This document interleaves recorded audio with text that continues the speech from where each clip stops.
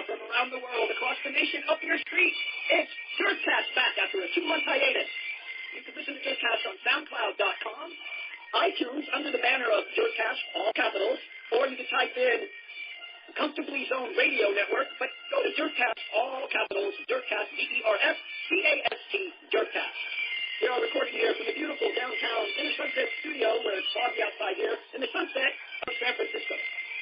I am joined by my security guard, Pipes the Cat, at the door, and my engineer, Max the Cat, and enough tomfoolery. I am joined for episode number 52. I am welcoming a man that has no equal in Detroit wrestling. If you say Detroit wrestling, his name comes up. Dave Supermouth Drason. Welcome to DERFCAST. Dave, how you doing? Thanks. Hey, great to be on here, Fred. I hopefully, I'm giving up watching a Charlie Brown, Jim Cornette, corny Christmas show, so hopefully this is going to be good and fun. Cornette, that guy's fun. I wish I could have him on my show, but you're just as good, if not better. You mentioned, when you think of Detroit, I may be one of the leading Detroit historians. Yes, you are. When you mentioned Detroit, especially with wrestling, there's only one name. Right. And that's the man who built Cobo Arena and that was Sheik. Of course. But your name is right up there because you managed the name. I was, very fortunate enough that, the twilight of the Sheik's career, one day he asked me if I would like to, be his manager, and it's like it was the thrill of my life, I remember as a young kid, watching the Sheik on TV and going to Cobo Arena and just despised, I was one of those, fans who, when you're young, you like the babyface guys. Over time, you revert to the heels because really, in real life, the heels are the nicest guys, in the wrestling business. And, I really followed the Sheik, and he was my number one idol, and I, was really nice and fortunate in 1970 when I became the photographer for Cobo Arena and the Sheik's promotion. And, then I got into managing, and years later, we're at a show together. I was managing a gentleman by the name of Malcolm Monroe then, and also the Fabulous Kangaroos, and their, late edition of Al Costello and Nicky Doyle. Right. And we're sitting in the dressing room, and I haven't seen the Sheik in many years, and we started talking about, what he's been doing, what I've been doing, and, I started out as a manager in his territory here, but really didn't break big and, big time wrestling here. I had to go off somewhere else and do it, to make my name.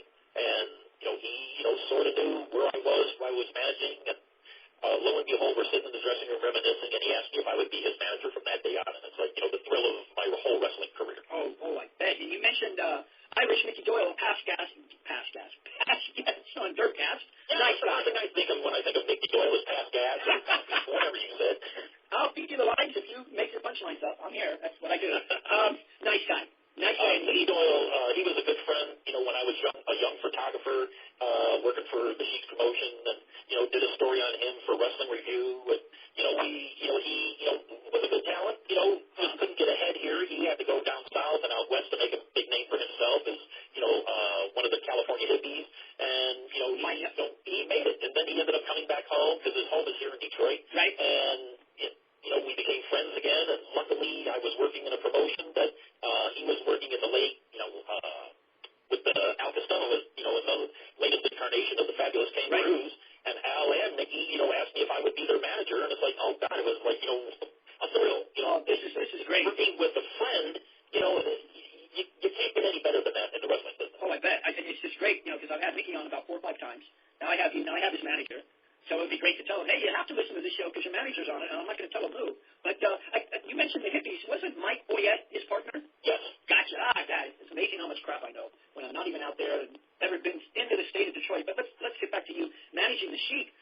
That's amazing. The man is so mystic and so greatest heel wrestling has ever seen. It could be debated by, people on the Northeast, in Washington and the Portland area, right. Because the Sheik never really went there. Right. So they had their own heels. Yeah. People in L.A. where Sheik went a lot, they'll say, Sheik was right up there with, Fred Blassie and John Tolis as the greatest heels. St. Louis, Sheik only went there a few times for Sam Muchnick, and they didn't hit it off too well because Sam didn't really like the style of Sheik working outside the ring and, drawing blood. That just wasn't the St. Louis style. Right. So they would have a different idea of who would be the greatest. Sheik didn't go down to Florida that much. So they would have their own heel thing. But in the whole realm, you look at wrestling magazines from like the late 50s through the mid-70s, and the Sheik was on the cover of almost every one of those magazines every other month or something, or an article was in there. Right. So it's, highly, I don't think it's highly debatable. For some wrestling fans it may be, but to me, the Sheik was the greatest villain, heel,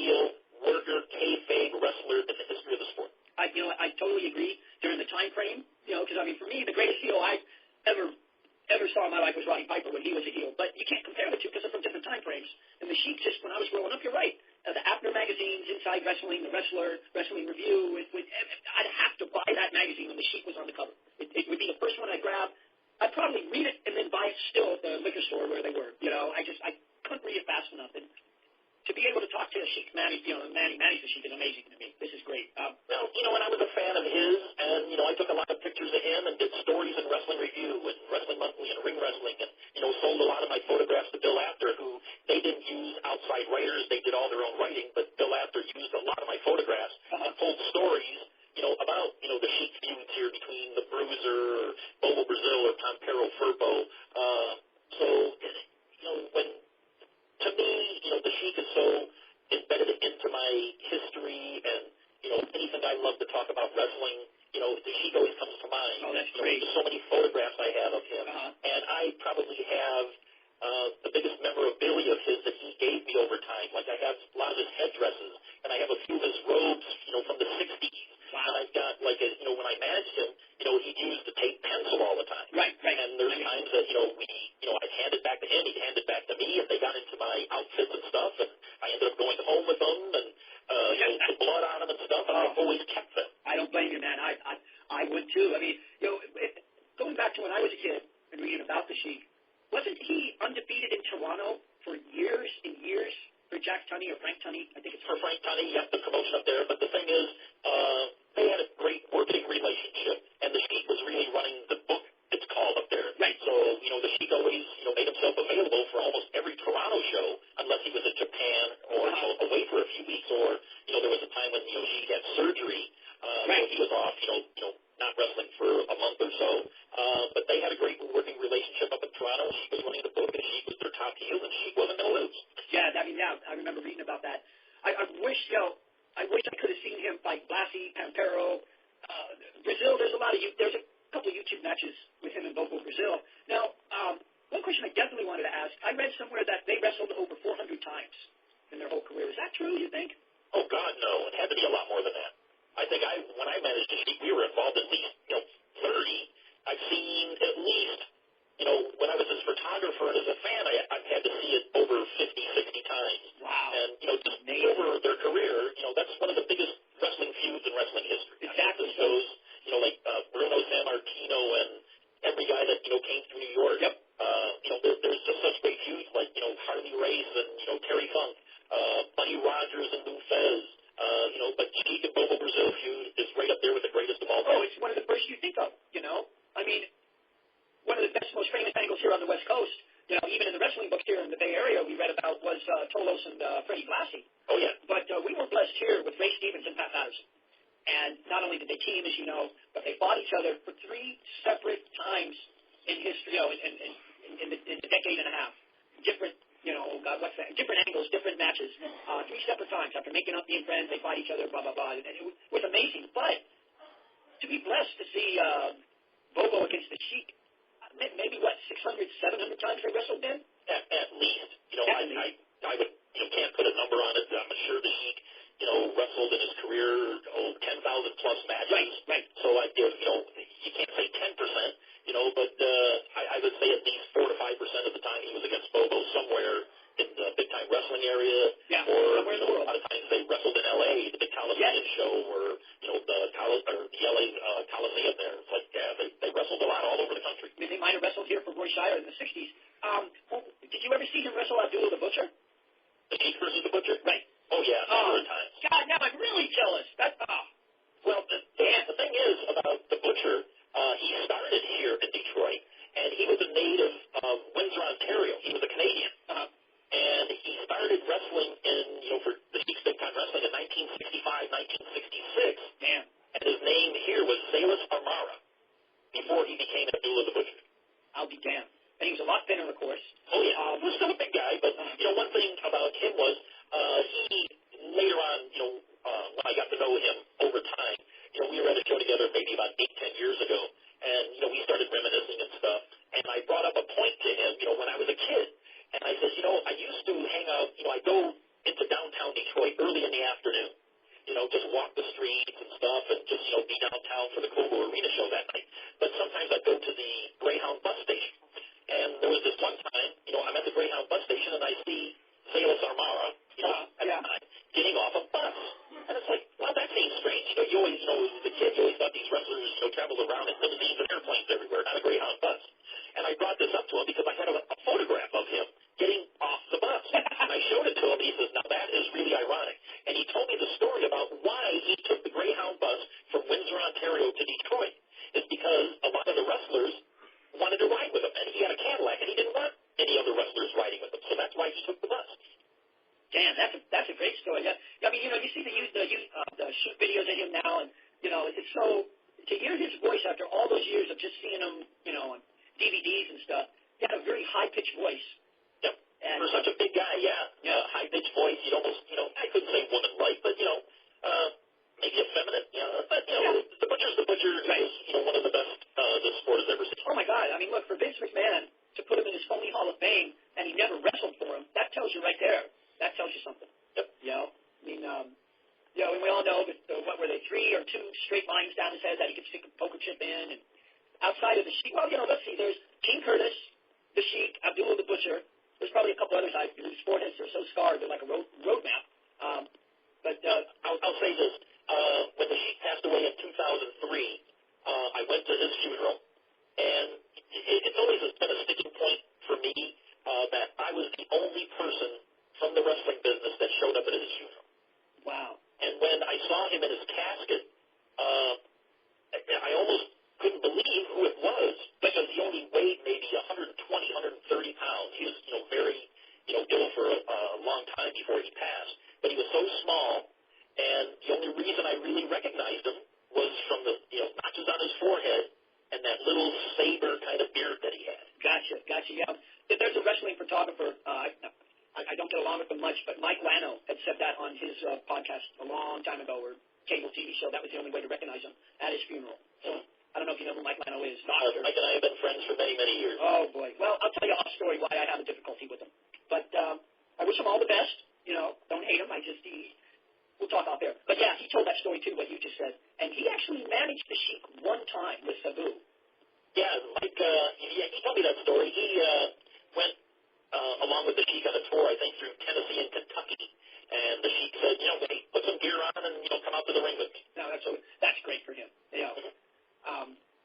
Every time you could have been in the Sheik's presence and talked to him one-on-one in English and not be kayfabe, you had to consider yourself, very, very lucky. Oh, I bet. I mean, geez, the time period you're talking about, Mickey Doyle was on the show and talked about how they did a tour. And you told me previously that you managed them on that tour. I managed to speak a few times. I didn't go to every show.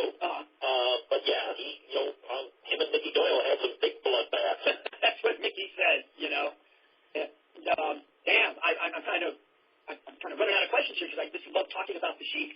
So, but let's talk about you for a minute. Where we come back to the Sheik. There's just so much to talk to him about. How did you get started in wrestling? Well, it started when I was about a 5-6-year-old kid. My family owned a 2-story home on the east side of Detroit. And at one point, we had the upstairs for rent. And probably the most famous wrestler at the time in the city of Detroit, his name was Leaping Larry Shane. Him and his family moved into our second story, home. Wow. And it's like, I was a very young kid and, started watching, wrestling. I heard about this guy and, started watching, Channel 9 and Channel 7 here in Detroit. And it's like, wow, my neighbor, upstairs from me is a wrestler. And, man. I just started watching every week and, he just became my favorite. And, I had watched all the way and he's been a fan of mine. And he really took me to my very first live show, which was at a TV taping. He asked my mother if he could take me, on a Saturday afternoon to the TV tapings before the show at Cobo Arena. And my mother said, fine, so I went with him there. And the funny, thing about that whole ironic thing, I'm like a 6-year-old kid. Oh, wow. Small, so these guys are all like giants to me. So we walked into the TV studio, and out of, one of the rooms comes Larry Shane's biggest nemesis at that time, and his name is Ricky the Crusher Cortez. And he walks out into the hallway, and they make eye contact, and here I am standing next to Larry, and I'm like, oh no, they're just going to attack each other, and I'm going to be in the middle of this, and I'm going to get killed. But Ricky, went, right back in, kayfabe, the whole thing. But the whole ironic thing about that moment is that was, I think, in 1961, and it was like some years later, maybe 15 years later, when I worked for George Cannon, Superstars of Wrestling up in Canada, I became Ricky Cortez's manager. Wow. Full circle. That's happened to you a couple some times. degrees of separation on that one. Now, did he die in an automobile accident? Yes, Larry Shane died coming back from a show in Indiana. He had worked in Minnesota the night before, and then he worked the show in Indiana and fell asleep at the wheel and just passed away. And I was crushed. I'll never forget that moment. And then going on my own to my very first Cobo Arena show in 1964. Which after that first time I went to see in 1964, I was a 9-year-old kid. I only missed 2 shows from 1964 to 1974. Damn. And the only reason I missed 2 shows was in the summer of 1972, with the Sheik's blessing, I went out to work in the L.A. office with Mike LaBelle and friends of mine, Larry Korn, Don Wilson, Jeff Walton. I got to stay out there for a couple months, and it was the time of my life. Wow. So okay, you this is before the Sheik, of course, and you went out. Wow, for Mike LaBelle. So what are your recollections of Mike as a promoter? I really wasn't around Mike personally. I would see him every so often, when we were in the office. But, he was, right up there. He had a great venue. He had, talent coming through. He was very fortunate that a lot of the guys that were on their way to Japan would have to stop in L.A. first, right? Either for their visas or their passports or something like that. So he'd always have them come in a week or 2 early, right? Work some of his shows before they went to Japan. Exactly. That's why he got the Sheik a lot. And sometimes the Sheik would be managed by Farouk or Preachman. Now, I want to ask you about managers. Who's your biggest influence as a manager? Well, I really have to say there's 3 guys. I can't just say one. Only because, I was friends with 3, of the greatest managers of all time when I was a photographer and a kid. And that would be Abdullah Farouk, who was the Sheik's manager, and his real name, Ernie Roth. Bobby Heenan, who I met in 1967 and, became friends with him, and George Cannon. And all 3 of them, when, I was the photographer for the Sheik here, and I was writing the body press program and doing all the photographs and, traveling the territory with a lot of the guys, I wanted to be a part of it. But I was too small to be a wrestler. I was only 140 pounds. I was skinny. If I wore a white hat and white boots, I could go as a Q-tip. So, everybody knew that I wanted to do this. And at the time, a lot of the managers in the wrestling business were former wrestlers. So you had the George Cannons and, so many other guys, the Lou Albanos, the Freddie Blassie. Right. They were guys who couldn't wrestle anymore, so they, were good on the microphone. So they can, go in and promote a guy who couldn't talk. So that, was one of the main things, things for a manager to do. Go on TV, promote your guy, make him bigger than life, and then when you're at the house show, do stuff at ringside to, make it even bigger. Right, get the heat going. Yep. And at the time, either you were a manager who worked in the wrestling office or were a former wrestler. There was nobody my age at, 18 years old who ever did it. And, a lot of guys will take credit for bringing rock music into wrestling, but I was doing this in 1974. I have photographs of me in Kiss makeup, trying to, find my little persona of what I wanted to do as a manager. And I had, George Cannon and, Ernie Roth and Bobby Smith helping me. And, when I finally got my opportunity, each one had a say in, what they thought I should do. And I took a lot of that. Bobby Heenan, says, you got to really distinguish yourself. And I looked at the way he did wrestling or managing things, and he got involved a lot. Even as the heel manager, he'd, get involved and he'd take the bumps and he'd, draw blood and stuff like that. Right. That's one thing I did. I did a lot of bumps. Ernie Roth, taught me that, the power of the promo, talking, on TV and promoting your guy and saying the most outrageous things you can to make those fans believe. And if they believed, they would come and see you. So, and then George Cannon taught me about, when you're out at the ring, when to do things and when not to do things. You were not the main focus. The wrestler was the main focus. Right. And you didn't want to take away from what he was doing in the ring. Right. But when there was those spots where things got a little slow or something like that, you would antagonize the crowd. You'd maybe, pull tights, pull some boots, hand in something. And there's the psychology behind that. And George Cannon taught me the psychology. It's not, a lot of people think wrestling managers, that's all they did was, pull trunks, hand their guy stuff, and, find, a way for them to win illegally. anymore. did that, but, there was the whole reasoning about, why you did stuff.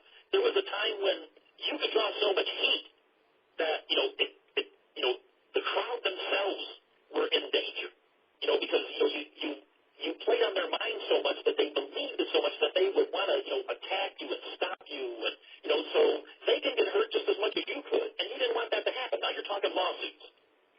So, you had to play on their emotions. And back then we were telling stories in the ring. These days, as much as, wrestling, kids and, fans these days like the product of what they watch, but they don't know any better. It's all high spots. And, if you're not moving around and, doing something stupid, dangerous, or jumping off a ladder, or, getting hit with a baseball bat with barbed wire around it, fans, are sitting on their hands. But back in the day, wrestlers told a story in the ring. Exactly. Well, and that's what drew the people in. Yep, and that's what kept them coming back. Back then, there was true baby faces and true heels. Right. There was no one way or the other. There's no comparison to today's wrestling. They're just, that's why I only do old school. I sometimes pay attention to what's going on now, but since Roddy died and Dusty passed, there's no reason to watch wrestling for me, personally, that much anymore. I personally don't watch the new product. I watch a lot of old stuff on YouTube. That's what I do. Things that, other historians send me. Steve Johnson and George Shire, I got tapes that they sent me from St. Louis and Minneapolis and, these great old, Vern Gagne versus Buddy Rogers things. Real wrestling, yeah. If I was to show those to WWE fans now, they would, be saying, God, is that, what kind of wrestling is this? I mean, it's exactly, to sum it up best is McMahon's hokey Hall of Fame. It took him so long to put Randy Savage in the Hall of Fame. And Randy was partially trained by the Sheik. They had a couple matches. He wasn't totally trained, but he was partially trained. He wrestled in Kobo when he was a rookie. Yeah, back in the late 70s. And, and it took McMahon forever to put Randy in. It's just, that's one of the main reasons why I don't watch WWE anymore is the Hall of Fame travesty. They had WrestleMania here on the West Coast. And I thought it was a foregone conclusion that they'd have Ray Stevens in the Hall of Fame. Wait, what's Hall of Fame? Have you or anybody else visited this? Hall of Fame? Can you tell me where it's located? I'm talking to Super Dave Drason on DERFCAST number 52, and he's just tugged at my heartstrings with that. There's only one true professional wrestling Hall of Fame. Right now it's in Wichita Falls, Texas. Previously in Amsterdam, New York, where I hold the distinction of being the last master of ceremonies at the festivities held in New York. You are correct. I had Johnny Mantell on my show. Great guy. Talking about before it opened. Back to the McMahon travesty. When WrestleMania was here, and he did put Ray Stevens in, that was it for me. I watched 2 pay-per-views religiously. I've never missed them. The Royal Rumble and WrestleMania. All the others, I don't watch. I do have the network, but I'll tell you, I watch whole matches on the network. I watch Tuesday Night Titans. I watch old pay-per-views, But yeah, it's a travesty now, but times change. That's where I do my podcast. It keeps me an even keel for old school wrestling, and there's no one better than you when it comes to old school wrestling as a guest. I'm a loving. Let me say this to big-time wrestling fans in Detroit. They probably already know, but to other of your listeners out there who may not know and want to learn a little bit more about the stars of big-time wrestling here, just go to YouTube and type in my name, my real name. My wrestling name is David Drason, but you can type in Dave Brzezinski. It's BURZYNSKI. Go to YouTube, type in that name, and go to my channel. And over the past X amount of years, what I've done is culled a lot of my photographs together, and with a lot of assistance from Brian Buchanan, who revived the Wrestling Review magazine, in the old school form. He's given me access to the Wrestling Review files that go back into the 50s. Oh, my God. And I've pulled my photographs and some of the ones that he's, graciously let me borrow, and I've done tribute videos for a lot of the big-time wrestling stars. I've seen I've seen the Sheik one. Yeah, so I've done the Sheik and Bobo and Furbo and Bull Curry, Fred Curry, Tex McKenzie, Sonny King. I've just done so many. If you go to my channel, they're there. They're my photographs, slideshow, and I put music behind them. Right. It's very nice and enjoyable to watch. I hope, some of your listeners will go there and, relive some of what, big-time wrestling, old school, my photographs, and what Detroit was all about. Definitely, we could put that again later on in the show. You mentioned a name that, unfortunately, I've only seen one match, and that's a black and white with no sound. Tell me about Bull Curry and his battles against the Sheik and against Furbo. I wish I could have seen more, anything of his. Bill Curry was one, I'll say, a character. He wasn't the biggest in stature. In truth, he weighed less than 200 pounds. He wasn't big and bulky or muscular or anything, but he had that look. He had that mean look. And when he was in the ring, his physical ability, people didn't look at that. They looked at the way he scowled, at his eyebrows, and the way he punched, and his meanness. That's what really took over. And, Bill Curry, when he first came to big-time wrestling here in Detroit in the, late 60s, oh, God, he was just one terror. He was like, one notch behind the Sheik in just madness, and, the fans just hated him. And that went on for a number of years. I mean, even his son, Fred Curry, they even wrestled against each other here. What? Oh, yeah. Wait a minute. They had a feud. Fred Curry at one time teamed up together, right? And then Fred Curry turned heel, and then Bull Curry, trying to, knock it out of his son, hey, you got to come to your senses. And they had a few bouts here. It was a great program. I'll be damned. The one thing, when I was a kid, still, a fan, I hated the day to think of one time when the Sheik and Bull Curry would team up as a tag team. I figured there's nobody on the face of the planet that could have beat them. It would have been holy terror. And sure enough, they did in the late 60s. And they went against the likes of, like, Bobo Brazil and Lord Layton and, just so many other teams. They were just a holy terror. God. And when they had a falling out, the Sheik and Bull Curry matches, oh, God, they were just unbelievably riots. The fans were just so crazed, at Cobo Arena, for that matchup. Oh, it was just magic. Damn, you were so lucky. I mean, another friend of mine and we talk about dream matches, and I always said Bull Curry teams up with the Sheik against Abdullah the Butcher and Pampero Purple. That would have been awesome to see. Oh, that would have been awesome to see. There would have been so much blood and flowing around that ring. God, a person from the Red Cross would have been happy to sit ringside for that one. Oh, definitely. Now, in your knowledge, did the Sheik ever wrestle King Curtis? Oh, a number of times in Hawaii, I'm sure. Oh, wow. I had forgotten about Hawaii wrestling. He actually wrestled Bruiser Brody. I couldn't believe that when I read that. It must have been like a 3-minute match or something. Yeah, in the Sheik's later career, that's what it was. I don't know why, but it became his formula.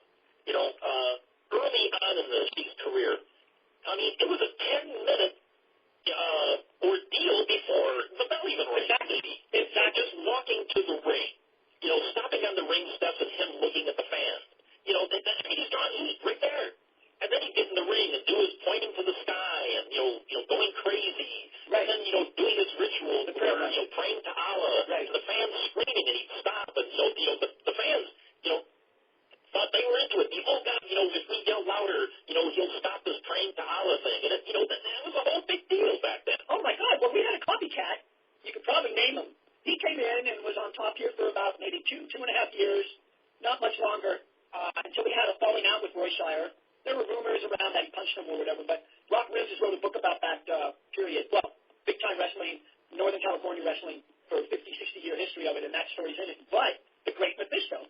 And I heard, and finally got a tape trading years ago, he teamed with the Sheik in Japan. Oh, I'm sure they did. I mean, before it happened here, the Sheik and, so many other baby faces that we would know on stateside, the Sheik teamed with them in Japan. I'll be damned. Well, so many other wrestlers over time have tried to copy the Sheik. Mephisto, and you had Sandar Akbar, right. And, oh, my God, the worst of all, the Iron Sheik. Oh, God, what a disgrace that guy is to, any kind of Syrian wrestling. Oh, God, it just makes me so mad to even think about it. The thing that really bothers me sometimes is, these new school wrestling fans, the WWE ones and stuff, right? They'll meet me and stuff, and they'll find out, oh, you managed the Iron Sheik? Oh, and it's like, oh, it just gets me so mad. It's like, grow up, learn your wrestling history, get away from me. Learn jabroni. It's just such a disgrace to the Sheik name and, to me in wrestling in general. Oh, no, you know what? I'm not going to kiss your ass. I totally agree. I was actually going to ask you if the Sheik ever got a chance to get in the ring with him. Not that I know of. Yeah, neither same here. So the rumor has it that, Iron Sheik said that, the Sheik gave him his blessing to do the gimmick and stuff like that. I highly doubt that ever happened. I don't believe that whatsoever. Now, there is a new Sheik that started out here on the West Coast in the Independent. He's going by the Sheik, and he said his son gave him the moniker. They gave him permission to use the name the Sheik. You can YouTube them or whatever. But And I've seen the name, and, there was another, somebody else using Abdullah Jr. Yeah. It's like, come on, come up with a gimmick on your own. Right, exactly. And that, the thing about wrestling today, old school fans will get this. If you have any listeners who are younger and they're, fans, John Cena, Randy Orton fans, they're not going to get this. No, my show's not for them. But the thing about the difference between old school and new school, I'll say 80s on wrestling, is that the reason wrestling doesn't succeed and, just bring in the fans and their emotions and everything that wrestling was back in the day is because there's no characters.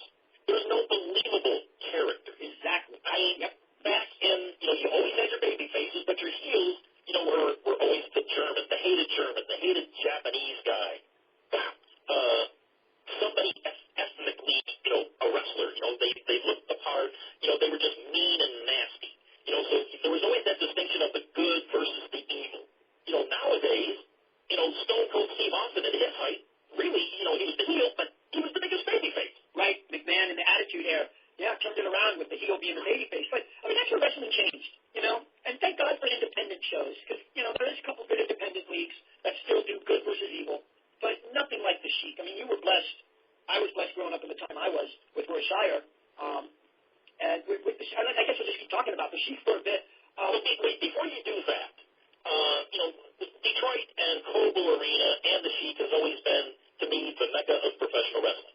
You've had your Madison Square Garden, your Brunos, and your Pedro Morales, and, that kind of thing. But, there hasn't been wrestling at Coble Arena in over 30-some years. And there's an independent group in Detroit called the XICW, the Extreme Intense Championship Wrestling. And it's organized by the son of one of the guys I used to manage, Malcolm Monroe. And he was known as Sweet Daddy Malcolm Monroe, and then I changed his name to Heavy Metal Malcolm Monroe. And his son is now, his name is the DBA, and he runs the organization.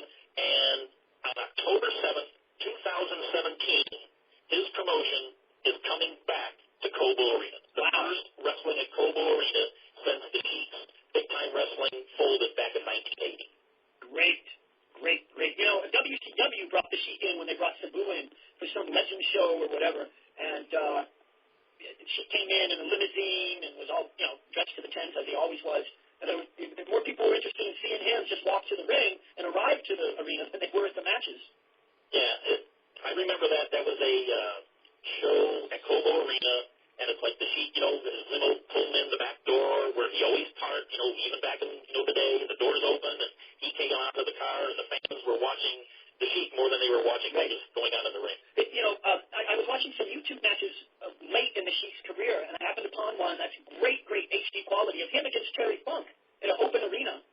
And it was great because you got to see the Sheik, and he did absolutely, positively nothing but carve up Terry Funk, run around ringside, throw fire, climb up a light pole, and then Terry climbed up a light pole even higher. Awesome. I mean, even at his advanced age and his advanced age, he carried the match, made it watchable. It wasn't just garbage, of him coming in and penciling somebody in the head and leaving, That was his MO, late in his career.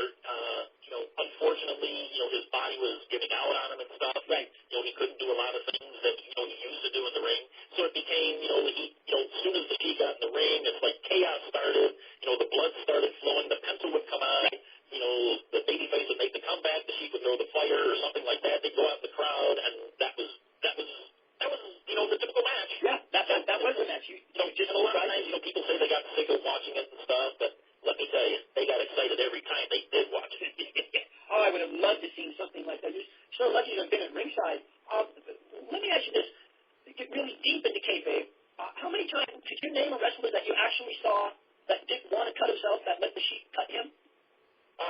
Can you name a couple? Really. One of the, ones would be, not that he would, let the Sheik or didn't want the Sheik to cut him, but it was Bobo Brazil. Really? As many times as they ever, went at it in the ring, Bobo never bladed. You're right. I think I've seen one picture of him bloody with the Sheik in the ring. And the reason is, Bobo told me years later, is that he was so dark to start with, that if he was to cut himself, the people in the farther seats wouldn't have known. They couldn't see it. The blood, just wouldn't look like anything on him. So that's why he didn't blade. Yeah, there's only one picture I saw with him and the Sheik, and they both have blood. Now, the Sheik's blood could have been on Bobo. Could have been. Yeah, could have been. Really, so I always wanted to ask somebody with knowledge if you ever saw the Sheik cut somebody. Now, I've seen Abdul the Butcher cut open Hannibal, this guy. I don't even want to get into Hannibal. I got that. You answered my question. No, I've never seen the Sheik cut anybody else. What about if anybody else, in a match, you say if it was Furbo, Bull Curry was another one who never liked the bleed. Fred Curry, the stopper, anybody, Tex McKenzie, Tony Marino, those kind of guys, they, did it themselves. Right. I like somebody else turn them up when they could do it themselves. They knew what they were doing. They've done it before. right? So it, didn't need to happen. Well, the one thing that I definitely liked about the Sheik matches, I've only seen one other wrestler in my life do it, is cut open the referee. Yeah, I would love it watching him on YouTube on the Matches That Are Raw. He just attacked the same referee in Detroit at the TV tapings over and over and over again. But I witnessed a cage match with Roddy Piper and Paul Orndorff after the WrestleMania run. And they brought the cage match to the Cow Palace in San Francisco. And after the match, Piper blazing, Piper cut Dave Hebner. It's ruled against the cage. When you do stuff like that, it's stupid. You should never have the referee, involved in that kind of thing. It's interesting. It never made any sense. But No, it always happened. But that's the only time I've really seen. I think Abdul the Butcher did it a couple times. But the way Piper did it, it was so out of the ordinary because it was after the match was over. And Dave disqualified Roddy in a cage match for some reason. Cage match is supposed to be no disqualifications. Mm-hmm. And all the next thing you know, the winner by disqualification is Paul Orndorff. And Paul leaves the ring really fast. And Roddy sticks the fast Hebner and just throws him against the cage 2 times. And Hebner comes up bleeding, But it reminded me of the Sheik, Well, another little story on that is besides the in-ring talent, the referee or a manager drawing blood, I remember I was brought in when they did a show outside of Detroit here. I came in as a special guest ring announcer. Oh, cool. And, there was a lot of the old school guys on the card. The main event was Kevin Sullivan versus the Butcher. Oh, and you knew that was going to be a bloodbath. Right. So, me and the Butcher are talking before the show because, we haven't seen each other in many, many years. Kevin Sullivan, me and him started talking because we've had so many, same friends over time. Tom Burke, historian from, Springfield, Massachusetts. Him and Kevin were, friends for many, many years. And, so we would talk about that. And then Butcher and, Kevin started talking about their match and what they're going to do and stuff. And, oh, hey, you're the ringer. Okay, this is the way we're going to start the match. We're going to do this, and we're going to beat the hell out of you, blaze you, and you drop out of the ring. I go, oh, no, that's not going to happen. I put an end to that. As soon as I announced both those guys, man, I ran the other way to make sure they weren't going to drop me in that ring and blaze me. That's funny. I was going to ask you if you ever bladed in a match, and you answered my question. I bladed a number of times, not often, because it really had to mean something for me to do it. Gotcha. I wasn't, what you would consider a big bleeder like Bobby Heenan would. Oh, Bobby Heenan could, blade. No, God, he, still, 3 gallons of blood. I just wasn't a bleeder, Bobby used to say he loved his aspirin before the match. Yeah, because you really had to thin out your blood to make it really flow. And you needed to work up a sweat also because half the blood, that the fans were seeing was dripping sweat. Exactly. I did it a few times, especially with Louis Martinez, Bobo, I did it once for him. There was a few times up in Canada I did it. I didn't do it that often. I have a few scars, but they're not the up and down scars that are sort of permanent. They're more of the horizontal, Venetian blind kind of thing that, the only way you can see it if I really, squint. Damn. Yeah, McMahon has this rule now, no blood, but he broke his own rule with Brock Lesnar and whatever. Orton, I'm sure you read about that. Now it's Goldberg against Brock. But there's just is not any at all comparison to what we're talking about in today's product. But the reason why I'm bringing that up, let me ask you, as an old school manager, is there any new school wrestler you've managed? Would you come out of retirement if they asked? Or I know that's an absurd question, but just play along with me here. Who of today's wrestling, whether it be a female or male, would you come out of retirement to manage for one match? Oh, God. And I bet you I know the answer. If they're on TV, really nobody.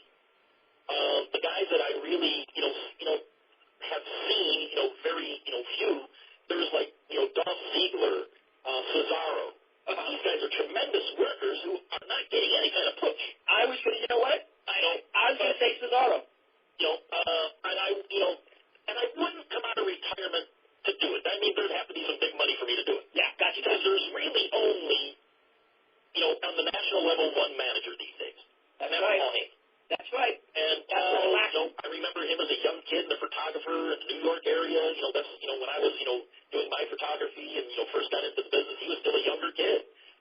Same thing with Jim Cornette. I was managing and Jim Cornette was still a photographer. I'd go down to Louisville, Kentucky and, be at the shows there and hear him and his mom are there. And I would talk to him and say, what such a thrill it is to me, what I did, and hopefully he did it, one day. And he did. And he excelled. Well, let me ask you some more questions. If I name wrestlers, give me your opinion of them or what you thought of them. How about that? We can run through a couple. One wrestler that I always liked, when I first saw the IWA tapes and from the wrestling magazine, Bulldog Brower. Bulldog Brower was built like a bowling ball, mean. He was a wrestler's wrestler. I mean, he made people believe. But, on a personal level, he wasn't the nicest guy and not too much outgoing, and he was a little strange. Yeah. Well, his character towards the end was being crazy. That was his gimmick. Yeah, he was living his gimmick, let me tell you that. Crusher Purdue. Crusher Purdue came into work in, big-time wrestling for a very short period. Big barrel-chested guy, another one of these big power kind of wrestlers, but, he never really got a push here. He was, basically a mid-card guy. Okay, here's another one. Now, you'll probably be surprised. The Psycho, that I even know who that guy is. J.B. Psycho, real name John Medencia, ended up being a very good friend of mine. He treated me very well when I was a young kid, the photographer, and we always talked in the dressing room, and, I sort of, he had mentioned that he always seen me, as a young kid before I was a photographer. I was just, ringside, and he started out as one of the Skull Brothers, and, like a year or so after, him and Ray Elmore grew their hair out and became the Wrecking Crew with Detroit. Oh, really? Okay. They went as another tag team, and then, they broke up, and Ray Elmore ended up, doing a cowboy thing, Cowboy Parker, and John Medencia ended up doing the J.B. Psycho Crazy thing, which was probably his biggest, gimmick in the Detroit area here. Right, that's why I heard of him, because he was in the wrestling magazines. Yep. And toward the, this would be like late 1973, early 1974, he just wanted to get out of the wrestling business for a while. Gotcha. He had a big farm in, southern Michigan here, where I visited his farm and, had meals with him and his wife numerous times. Wow. And he ended up going down to Florida for a while, and that didn't last too long. They were supposed to give him a big push, and then, he got down there, and they gave him a push for like the first week, and then, the whole thing started to fizzle. So he came back home, and he calls me up one day when he got back home and says, I'd like you to come to the farm and bring your camera. So I go to his farm, and he, when I got there, he and Gypsy Joe were there. Makes like, I know both those guys, so it's like, and his idea was we wanted to take a bunch of publicity shots because him and Gypsy Joe wanted to team up as a tag team, and they wanted me to be their manager. We were going to go to work for Nick Goulas in Kentucky and Tennessee. Well, what ended up happening, John just, was frustrated with the whole wrestling business at that time. So in late 1974, he just retired and just, retired to his farm. Gypsy Joe ended up going to work for Goulas and ended up staying there until almost like within the last year before he passed away. Right. And I ended up working for George Cannon Superstars in Canada, and I went down south for a bit. Then I came back, worked in Detroit, Michigan, Ohio, Ontario, circuit for, a couple different promotions here.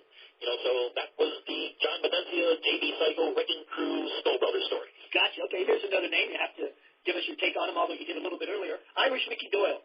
I love Mickey Doyle. Mickey Doyle, like I said before, has been a friend for many years. When I think of Mickey Doyle, a lot of times I don't think about, the wrestling and managing him and stuff. I do at times because when we'd be out at the ring and I'd be managing him and Al Costello, when it looks like to the fans like you're giving him instructions to do this and that, I'd be, in Mickey's ear and I'd be trying to make him laugh. So I'd say, look at that, ugly gal in the second row over there. Mercy sakes, I can count, all her teeth on one foot here. It's like, and, he cut it out. And then he, would be talking to me. He says, hey, look at that guy over there. Is he gay or not gay? And I know, that he's trying to break me up. So it was always me and, Mickey trying to break each other up at ringside. There was never any conversation of, do this hold, and, none of that kind of wrestling kind of talk. Gotcha. Also just hanging out with Mickey at his house or at my house. Some of the best times have been, late night things after a show, dropping Mickey off at his house, and we'd go into his basement, and we were both big Detroit Red Wings hockey fans.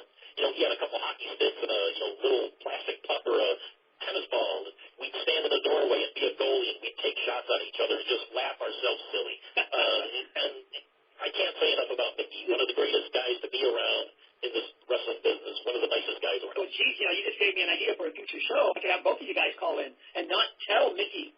That would be something. Well, you'd have to clear that with his parole officer first.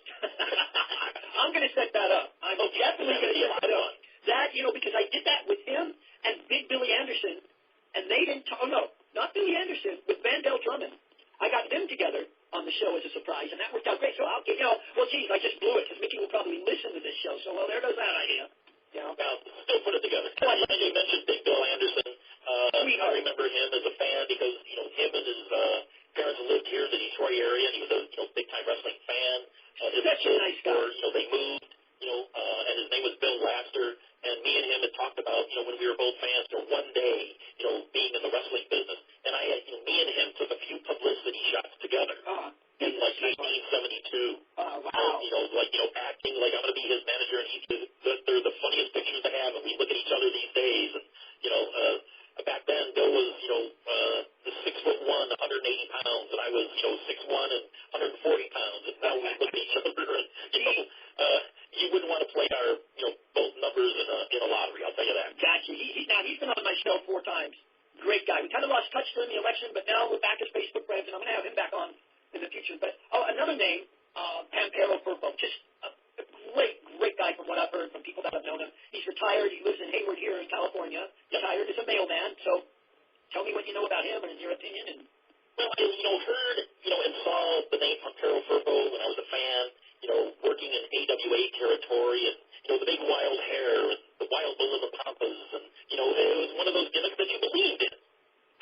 I couldn't wait to see him. I never saw any tapes of him, but I always read the stories in the magazines, and you believe those. And then when he came to big-time wrestling here in Detroit, it was like, oh, my God, Pampero Furbo.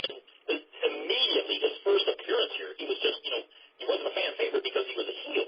But when he became, the anti-villain and against the other villains like Sheik and Bull Curry and Johnny Valentine, he was like, he was one of the biggest stars here.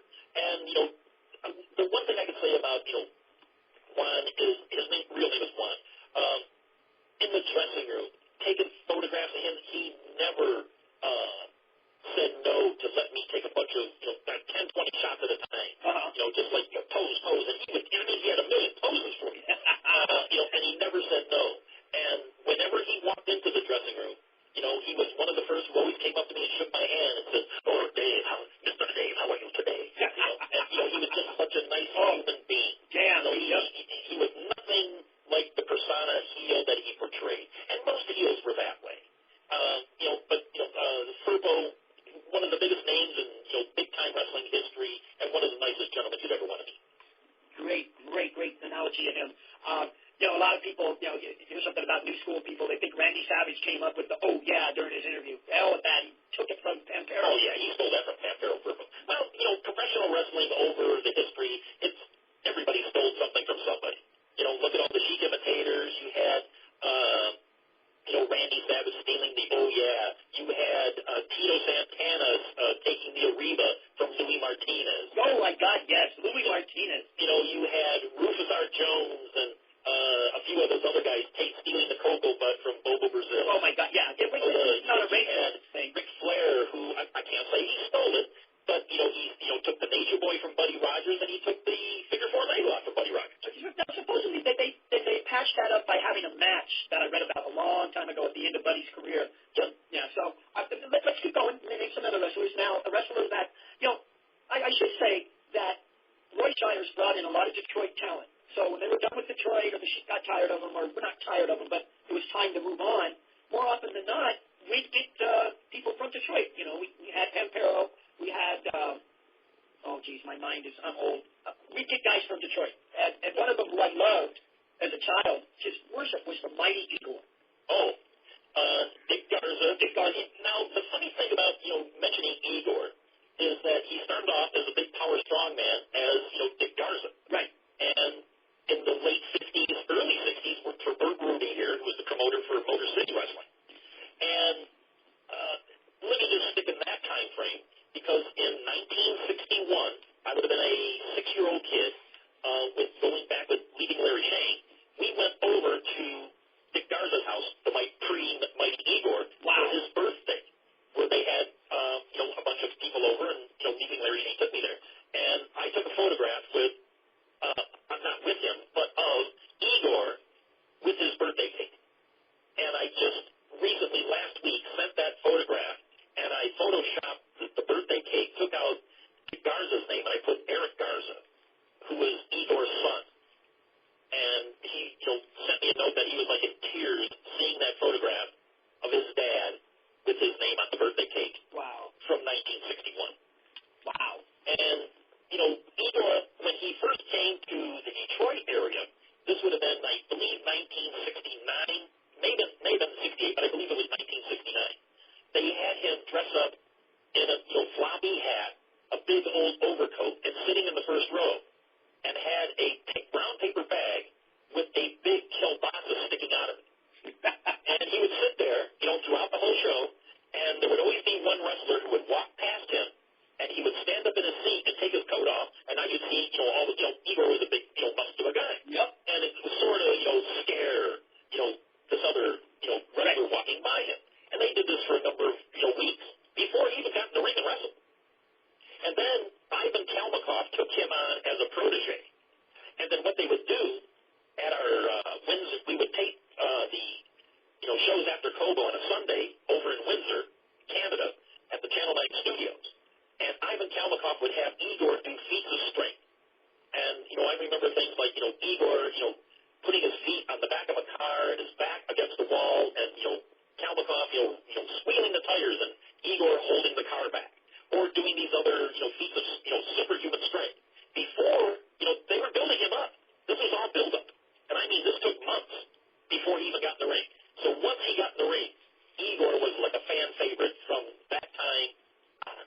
And even, at the later stages of his career, when he was, obviously a little bit slower and stuff, I was managing the Sheik and Malcolm Monroe and the Kangaroos, and we'd always be involved some way or another in a match, somewhere down the line.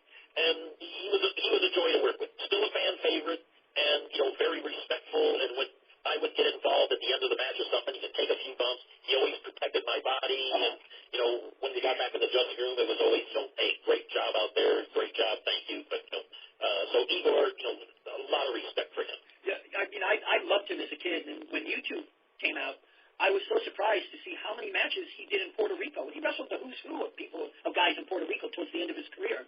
And was kind of a little bit saddened by the fact that it would just be like a gore match towards the end. They'd bust him open, he'd bleed, and, then they'd beat him up, and there'd be a count out. And I think he did that against, Kareem Muhammad, just a bunch of guys. Yeah, he did, when he really left, when Detroit's big-time wrestling was on the downslide here, I know, he went to the Crockett territory, he went to Puerto Rico, he ended up going out west for Shire there for a while. Yep. Then he worked with the IWA. George Cannon was involved with that. Yeah, he was the booker for a while, I heard, or read. I mean, when I talked about that. Horns group, and they had, Jack Reynolds out of Buffalo, and Pedro Martinez. And Jack Reynolds was the announcer. Cannon, so many guys, from when that folded, George Cannon started, the Superstars of Wrestling, in Canada, mainly started in Windsor and went up to Toronto and Montreal, and, George brought me in as their top manager there, and, I got to work with great friends of mine who I'd known before, like, Eric the Red, Hartford Love, Bruce Swayze, Right. Steve Yoshida, the Patriot, God, the Scorpions up in Montreal, oh, God, I just had a riot, working for them. Wow, we had the case of the IWA for a short time. Let me ask you another wrestler that we talked about, Randy Macho Man Savage. Before he was Macho Man, he was at Cobo Arena. Yep, came in as Randy Popo. Both him, his brother Lanny, and his dad, Angelo, they all came in for the Sheik in the dying days. And for Lanny and Randy, it was a good launching pad. They didn't make a lot of money, but they gained a lot of experience before, they went down to, I believe it was Tennessee, and started their own promotion. Right, and we got a couple of those tapes. We had 3 weeks of tapes.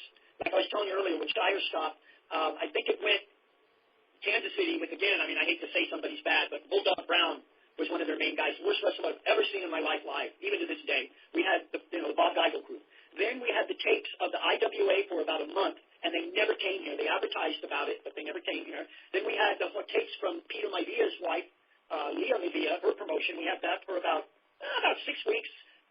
I don't think they came here. I think they came to San Jose, and I didn't go to that. Then we had those guys, George Cannon's group, for like 2 weeks, and then we had Portland. We had Don Owens guys, and then that was it. It folded totally. I thought Ron Gagne came out too. Oh yeah, but I'm talking about You tried to run shows, and I guess those fell. This was like the 4 or 5 months after Roy Shires folded.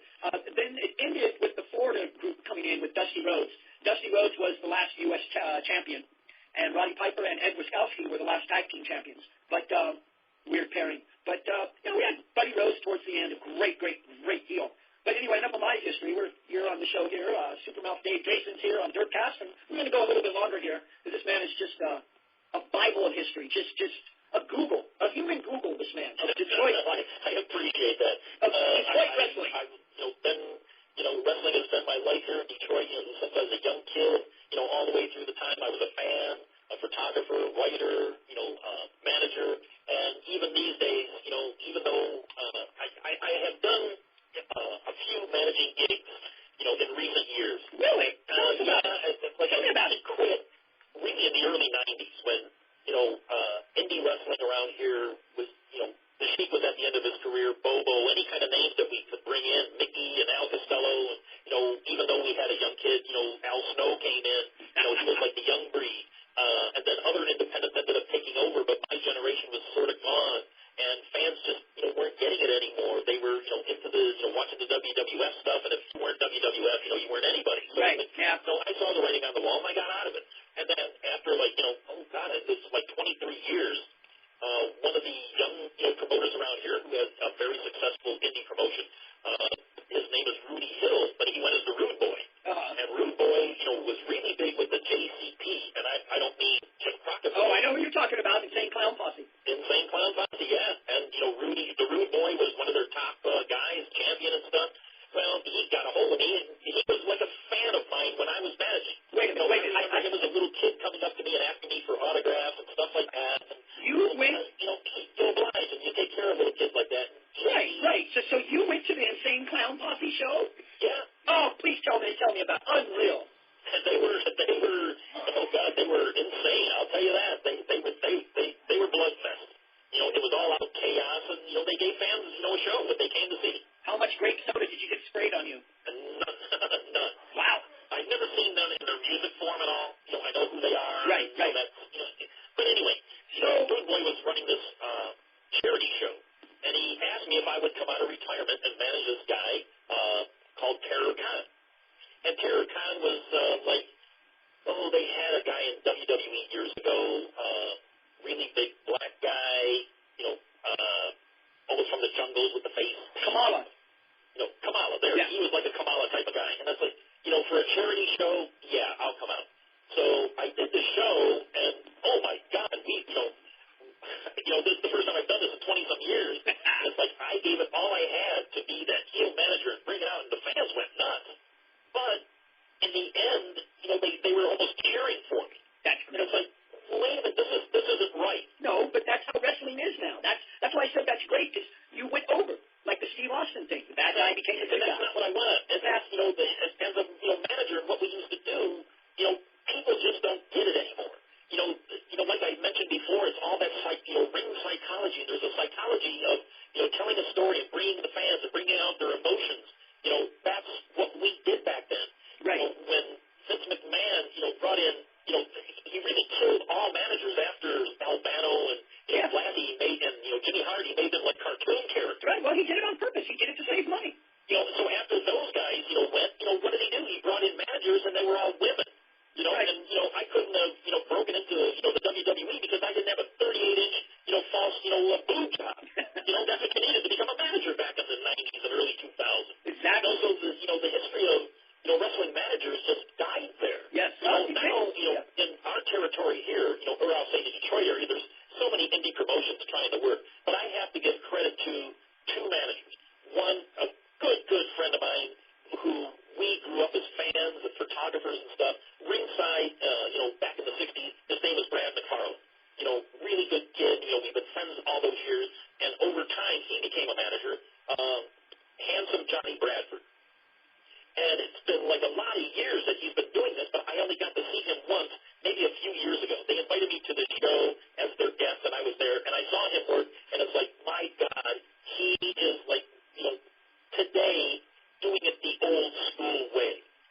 Selling when his guy is hurting, he's selling it. Sneaking around and not, when a guy, say like his opponent is on the ring floor, typically, a manager's going to go up there and kick him or something like that. Yep. He sneaks around like he's going to kick him. And that's where the fans are going to, hey, referee. He's sneaky. He's not going to do it. I love that. He just worked fabulous. I can't give handsome Johnny Bradford, Brad McFarland, good friend, enough kudos the way he works still to this day as a wrestling manager. Another guy, Jonathan Presley. Great, he, talks to me and asks for, advice and stuff, and he really knows how to work it. The problem is he doesn't, besides this area here, he's not going to go a lot of places. Right, and that's a travesty. There's not any place for wrestling managers, old school, the old, Bobby Heenans, George Cannons, and, Gary Hart's, Bobby Davis's, there's just, that whole realm of professional wrestling is dead. That's right. That's right. I just read Pat Patterson's book, and I have to say about 30% of it I liked, 70% of it I didn't because it just wasn't old school. And I was so disappointed by that. I'm asking you this, I'm saying this to you, and I'm asking you, what's your favorite wrestling biography that you've read, if you've read any? Oh, I've read a lot. What's your favorite? What comes to mind is your favorite? I like J.J. Dillon's book, Bobby Heenan's, Terry Funk's, and I really got to say, the one that I really enjoyed in recent times that I thought was spectacular was Don Fargo's book, done by Scott Teal. I've known Don Fargo, for many years when he worked in Detroit here, and followed his career through the magazines and stuff. I mean, he was one of the greatest characters in the history of professional wrestling. Yes. I don't think I know of anybody who's had more different gimmicks, more different names, more different tag team partners, and more, how can I say, escapades. And I'll leave it at that. Don Fargo and Dr. Jerry Graham. I was saving him. The biggest names in the history of professional wrestling that, outside of the ring, the stories about those two guys flow like no others. I was saving Jerry Graham for last, but I was trying to segue into a certain author who I'm talking to right now to tell me about his book. So maybe I didn't segue right. No, you mean my book? Yes, sir. Well, I'll tell you a little bit about it. Brian Buchanan, who inherited and bought the archives of Wrestling Review and Wrestling Monthly, from Norm Keizer. Back in the early 2000s, he revived it, and I became one of his writers for him. Mainly old school. No new stuff. It's all stories about the old guys and things like, I did a column, for every issue called Kobo Confidential, and it's, dressing room stories, road stories, the things that, fans just never got to see or hear about. Plus I'd also do features on, when the Sheik passed away, or when I finally, after many, many years, rekindled with Jimmy Valiant, and, Killer Brooks, who I managed, early in my career. So, he, revived the Wrestling Review magazine, and it's still available. If you go to Wrestling Review, www.wrestlingreview.com, you can pick up old issues. And he did a photo book, number one. It's called Kobo, let me think. This Saturday night, and it was like a photo album of his photographs, Gary Canisac, Gary Mancuso, and Brad McFarland. And then he came to me one day and says, hey, let's do this Saturday night too with your photographs. And it's like, okay, I've got a bunch of my photographs, and I started working on that. And then as soon as we were almost ready to go to press on it, I was getting ready to go to the Gulf Coast reunion down in Mobile, Alabama. And there was guys like Danny Miller and Don Fargo and so many other friends of mine that, they knew I was coming. Said, hey, you got any photographs of mine? So I, printed up a bunch of photographs of mine when I was the photographer here, and then was going to take them down there. And then a couple, I go to look for a few things, and I find this box in my cellar. I was like, dang, I've seen this box before, but, never really looked inside. And when I looked inside, it was like 400 rolls of my old negatives from Big Time Wrestling. Jesus. So I called Brian and said, Brian, stop the presses. Yeah. we've got a problem here. And I told him what happened. And it took another almost a year and a half for us to finish the book. But what it is like, my best of the best of my photographs from, Big Time Wrestling, my days as a photographer here, and beyond. And if you go to WrestlingReview.com or WrestlePrints.com, look up this Saturday Night 2, Return to the Kobo. It's 244 pages of the best of my photographs, and, it's Detroit wrestling history all in one book. Wow. Now, where can fans get that again? Because some of my fans are slow, and repeat that for me. For them. W, and a dot, or a period, Wrestling Review, Wrestling, WESTRELANG, Review, REVUE.com, or WrestlePrints, WRESTLEPRINTS.com, not WrestlePrints as, the purple guy from Minnesota who just passed away, not that kind of print. Gotcha. Yeah, go to that website, go to books, and there's, this Saturday Night 2, and, some other books on there.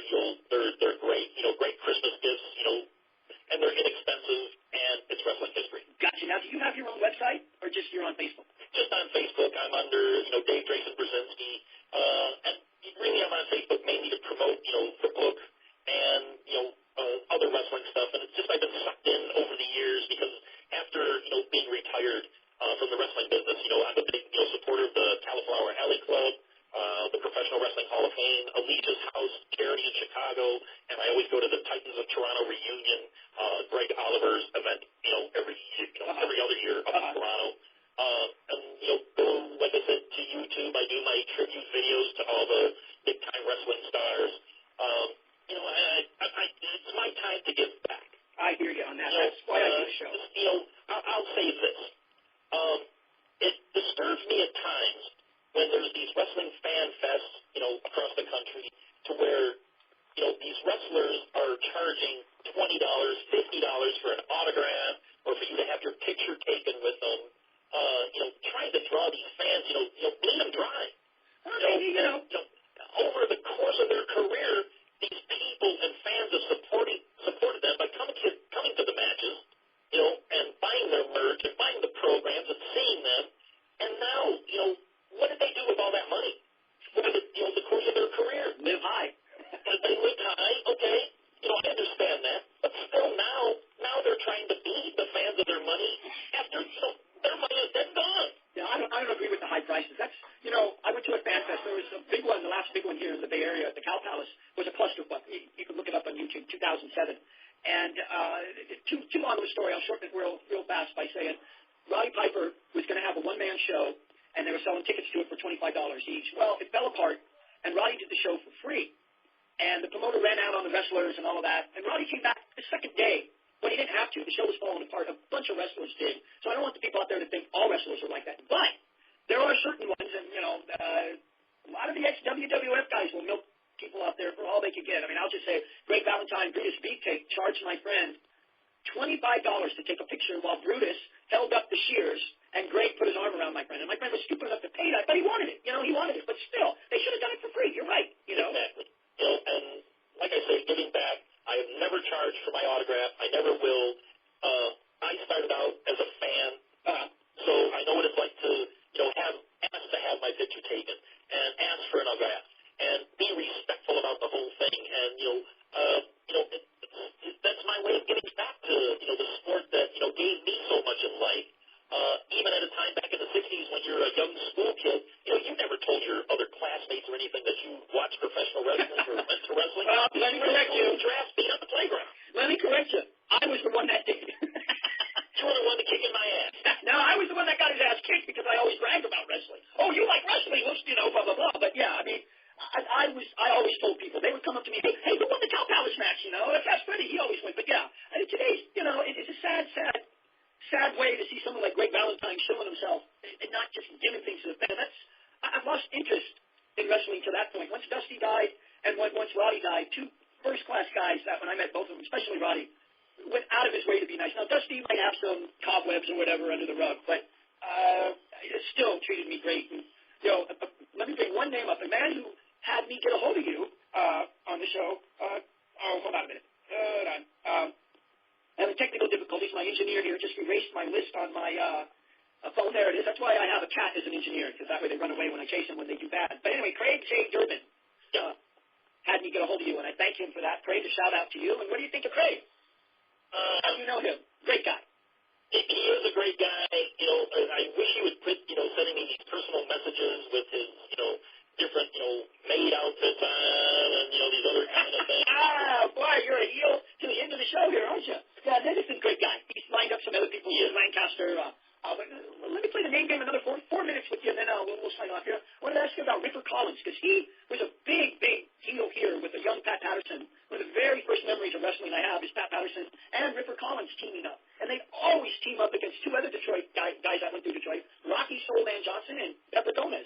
They had a great feud out here. Ripper was, I had, watched him, through the wrestling magazine. Just couldn't wait to one day see him work, because he was, such a, big name and such a big character and, his promos and things. And then he came to Detroit here, during the dying days of, big-time wrestling, and, I just wasn't around then, so I never did get to see him.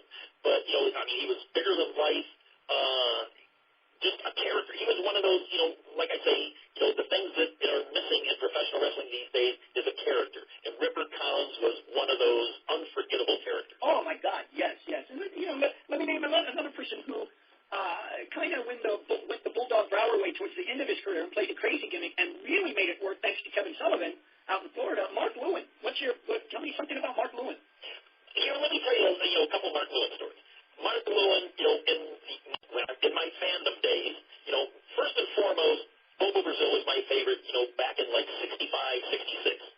And then it became Mark Lewin. Oh God, that guy could sell like no other wrestler I ever seen. He can take a punch, go out of the ring, and stagger throughout the crowd, go up into the, depths of Cobo Arena, playing on sympathy, like, he's almost dead, help me survive, and the fans bought it, Really? And the very first time he was going against the Sheik, it's like, I couldn't wait for Mark Lewin to take that United States Heavyweight Championship from the Sheik, and it's like, how can he do it? And I asked my mother, there was a, five and dime store here called Kresge's at the time, and I bought a pen, and it's like, a pen in this little case, and I went to the back door, the dressing room door at Cobo Arena, knocked on it, and I'll never forget, George Cannon came out, and he knew who I was, and I said, can I get, Mark Lewin? So Mark Lewin came out, and I gave him this pen. I said, good luck against the Sheik tonight. So I thought, that was my help to make him beat the Sheik, which he did. But then it was like, some shows later, George Cannon told me, hey, you gave Mark Lewin a gift? I said, yeah, he threw it in the garbage. I go, really? So that's when, my dislike for baby faces sort of started. That's great. Now, fast forward 40-some years. I'm at the Pro Wrestling Hall of Fame induction ceremonies in Amsterdam, New York. And it was the only time that Mark Lewin came. And, it's a whole cluster bleep of what happened. Right. But, I got to meet Mark Lewin again. And I told him who I was, and, we started talking about Detroit and the Sheik and stuff like that. And I said, let me relate a story to you. And I told him the story about the first time he was going against the Sheik, and I gave him this pen, and George Cannon said, oh yeah, I gave him this pen, and you threw it away. He goes, oh no, I wouldn't have done that. And it's like, I'm sure he didn't remember the incident, and I'm sure he threw it away. Could have cared less. Well, he did a shoot tape that was really good.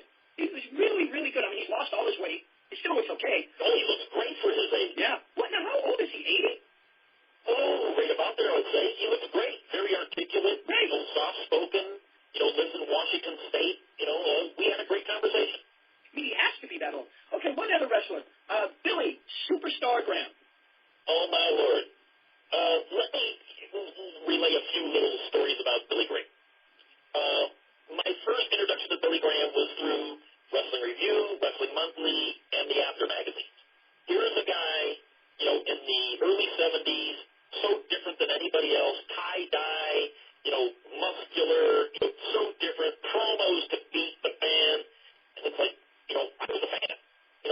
never met him, never saw him, but I was a fan. So when I first became a manager, I used the moniker Superstar Dave Drason in homage to Superstar Billy Graham.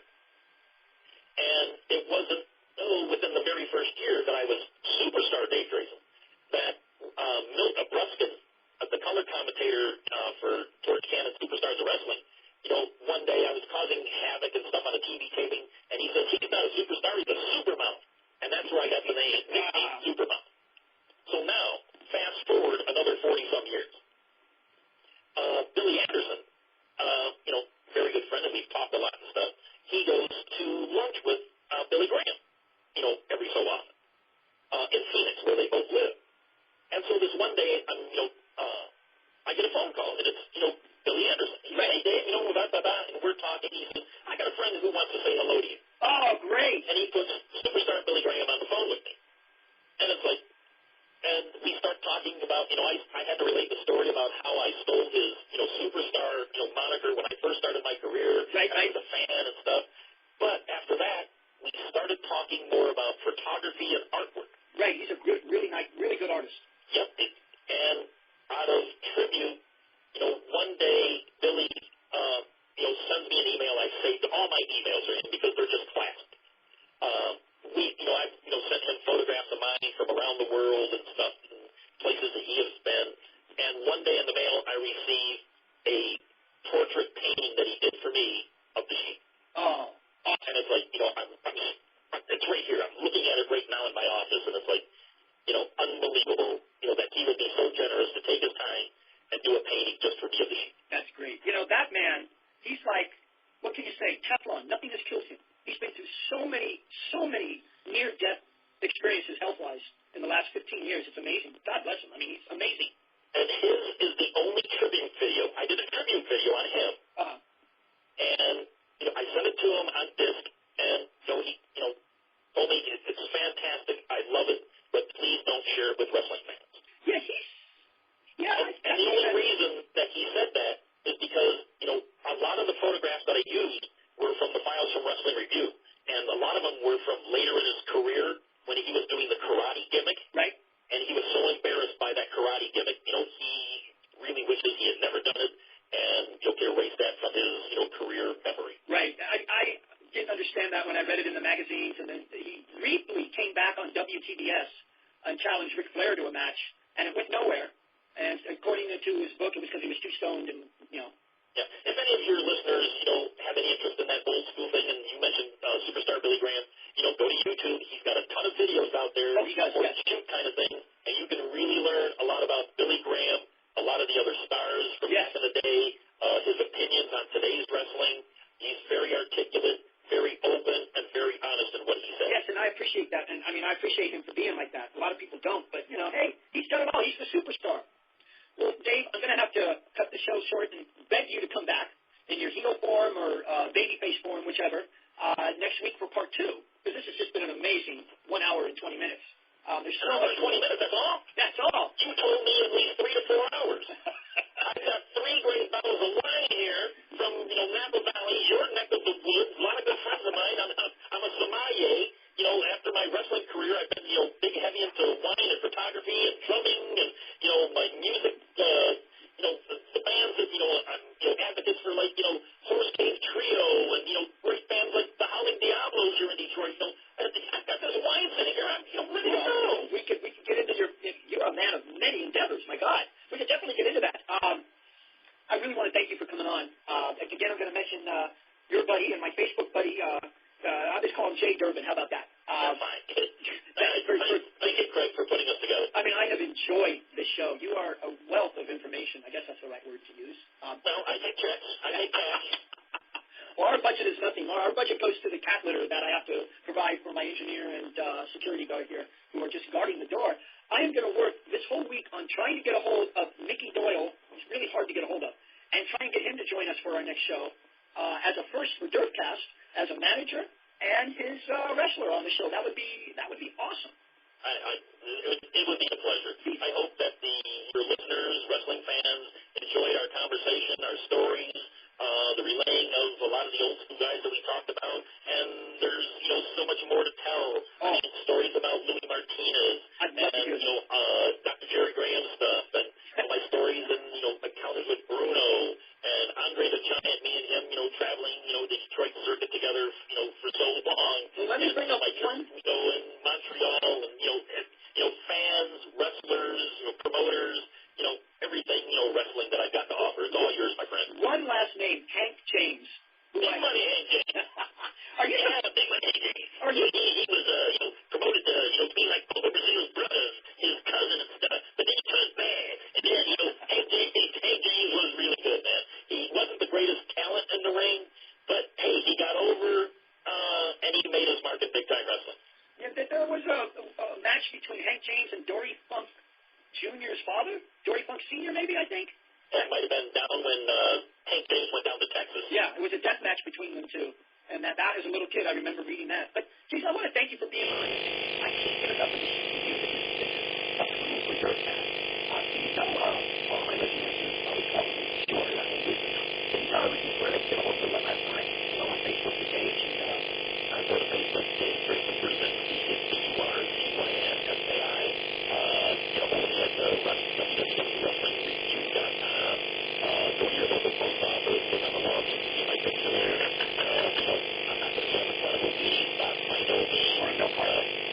Just go to Fred Lazarus on his Facebook page. I'll throw you a photograph and stuff. But I was going to ask you to do that. So we'll photograph if you want to see on the show, on the logo on the show. So be on SoundCloud.com, iTunes, under Radio Network, or I think I'm also by myself on iTunes. Just type in DERFCAST, all capitals, DERFCAST, and our show will go up probably tomorrow afternoon, Dave. And if you could share it or not, I'll share it worldwide, nationwide, everywhere that I can. I appreciate you being on. And again, I'll try and get Mickey Doyle on. Mickey, where the hell are you? It's hard because he'll go on Facebook, post some stuff, and then turn his computer off instantaneously. So, well, it's not instantaneous. It's because, he doesn't feed the hamsters that, ride his computer. They have to charge it every 10 minutes or so. That's, the kind of computer literacy Mickey Doyle has. That's Mickey Doyle. God bless him. Dave, I'm going to say thank you. And next time we'll definitely get into Dr. Jerry Graham.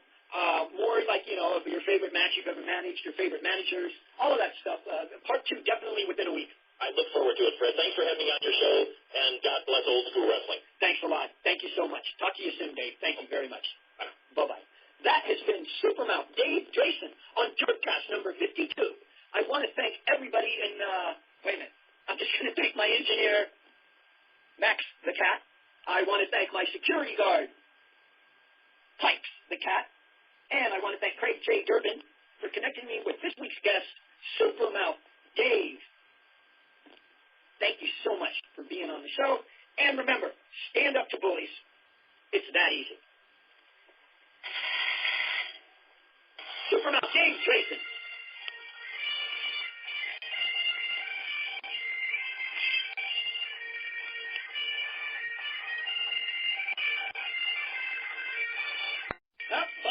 I forgot about you. Tune into the clearances on YouTube. I waited till the very last minute to get a plug in for my